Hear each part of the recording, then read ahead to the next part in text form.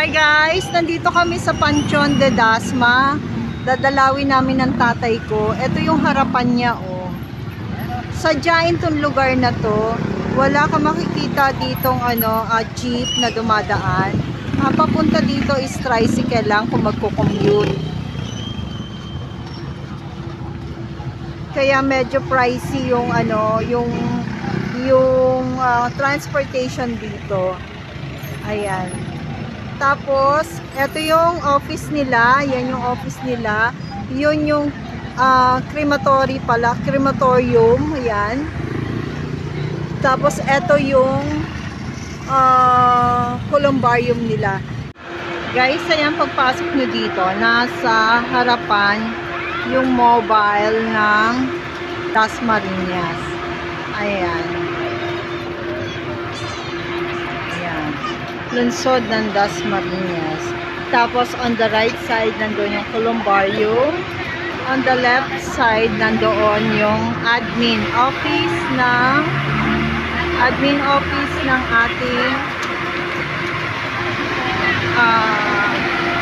Panteon ng Dasma. Ayan guys, ito yung harap ng ating columbarium. Dasca Columbarium. Yan. Yan po siya.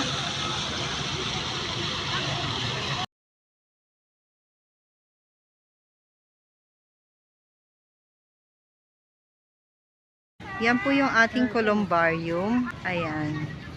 Tapos katabi po niyan is yung CR. Ayan siya. Ito po yung kabuuan. Ayan po. Ayan siya.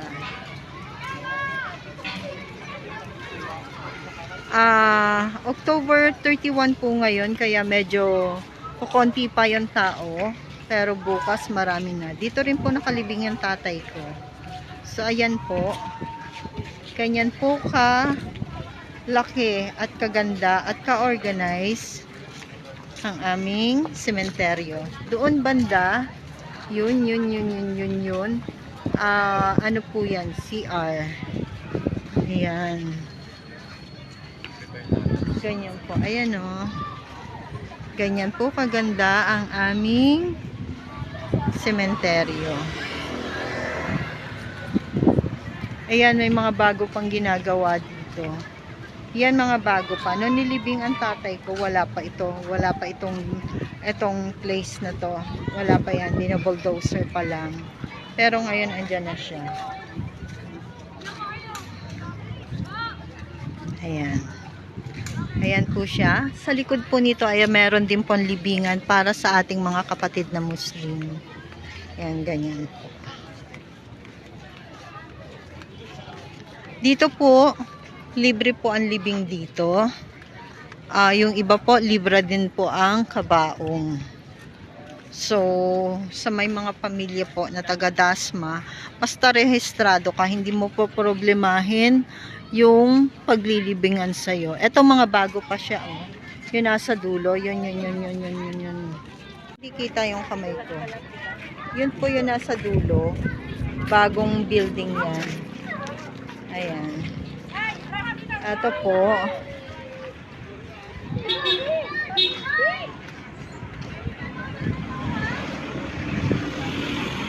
So, hindi kami pumupunta ng undas talaga kasi iwas kami sa maraming tao. Ayan, meron pa doon, no? Meron pa doon na mga bagong building. So, ayan, mga bagong building yan. Ang tatay ko nandito sa likod nito. Nandun sa may gitna. Doon na kami galing kanina. So, ayan, ang kabuuan ng Dasma. Ayan, may mga family na nagpipiknik, oh. Yun, bago din ulit. Ang daming bago, oh. Ayan. La Forenaria de Dasmariñas. Free funeral service program of City ng Dasma. Ito yung sinasabi ko sa inyo, guys. Since dito sa Dasma marami ng mga Muslim community. Meron din pong inilaan sa kanila ang government ng Dasmariñas na paglilibingan sa kanila. So, ayan po. Ayan. So, yun lang guys. Ayan guys, ang dami ng tao ngayon kasi pahapon na. Eto, yung Panchon de Dasmariñas. Ayan siya.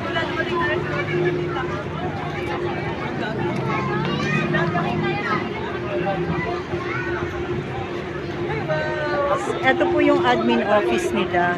Ayan. Tapos doon yung, ano ba ang tawag sa sunugan ng patay? Ayan po yan. Ayan. Tapos sa ngayon, since October 31 ngayon, maraming nagtitinda rito. Marami pong nagtitinda rito ngayon. Ayan. Meron din McDonald's doon sa dulo. Ayan. May McDonald's sa dulo. Syempre, yung bida-bida nandun sa harapan. Si Jollibee.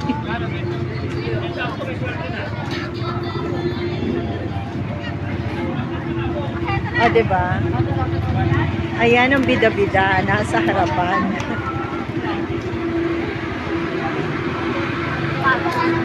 Hanap tayo ng maiinom. Gusto ko sana ng buko juice. Hindi ko lang alam kung meron buko juice.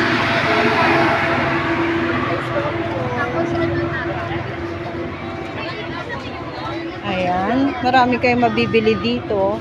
Pero ewan ko lang bukas kung kakayanin pa dito. Ayun may masarap po. Calamares. Ayan.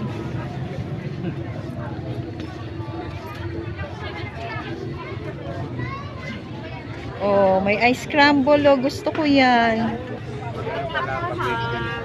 Ayan. Ang mga flowers. Kung wala kayong makita madalang flowers bukas, ayan, meron kayong colors. Ayan, assorted colors daw. Ate, magkano sa ganito? 50. 50 lang daw po. Makakamura na kayo. 150, 200. Ayun. Ang gaganda, diba? Thank you, ate. Hanapin niyo lang si ate, Ayan, thank you. Ayan. May sisig. Ayun ang gusto ko. Juice. Yun ang gusto. Pero mamaya na tayo bibili. At Blockbuster pa siya. Iinom lang ako. Ayan ang daming food. Hindi kayo magugutom. Hindi kayo makugutom dito.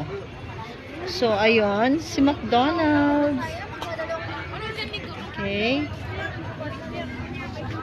Bibili na tayo ng juice.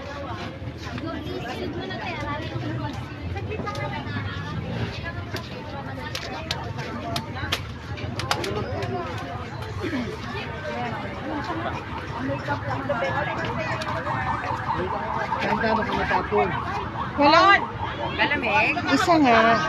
Ikaw, Pi. Dalawa, ate. Dalawang buko pandan po. Opo. Magkano yan? 10 lang po. 10 lang daw. Ay, 10 lang daw. Ayan, 10 pesos lang.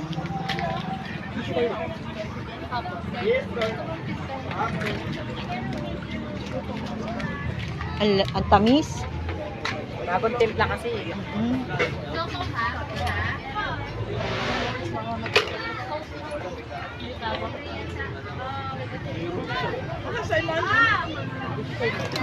Nagdagan kong ice. Wag na ate, okay lang.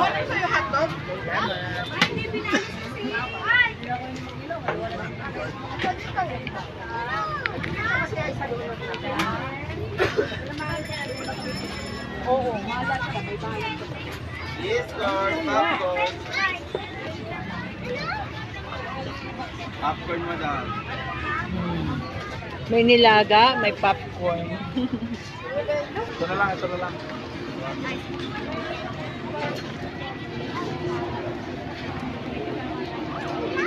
Ano na, 150 naman ito.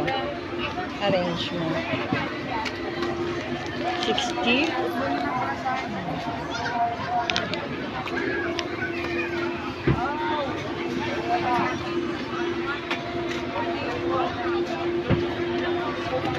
Yun ang kalamay, masarap po. Dalawa nga. 20.